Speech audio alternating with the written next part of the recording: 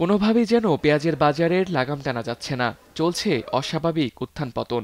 আমদানি শুরুর পাশাপাশি নতুন মুড়িকাটা পেঁয়াজ বাজারে ওঠায় কিছুটা কমেছিল দাম, কিন্তু দুদিনের ব্যবধানে আবার চড়া পেঁয়াজের বাজার।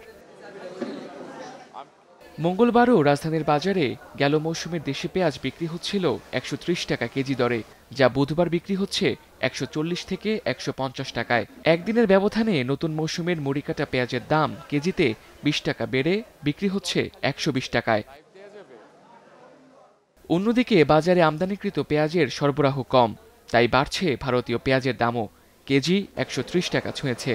আমাদের নতুন পেঁয়াজ তো পুরো ওঠে না, কেবল ওটা শুরু হয়েছে।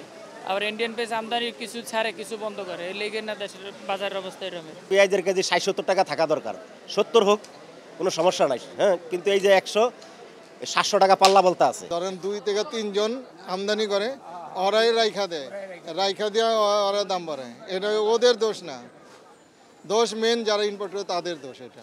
বিক্রেতারা বলছেন, আমদানির পেঁয়াজের সরবরাহ ভালো থাকলে বাজার অস্থিতিশীল হতো না।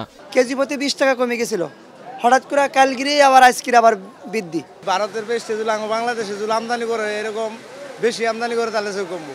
ইন্ডিয়ান পেঁয়াজের বাড়তি ওরা মনে হয় সিন্ডিকেট করতেছে, ওরা ওই জায়গা থেকে এক গাড়ি করে মাল নামাইতেছে। দাম কমবে আর কদিন পরে পেঁয়াজ আমদানি হারা নাই, আমদানির মতো দাম কমবো।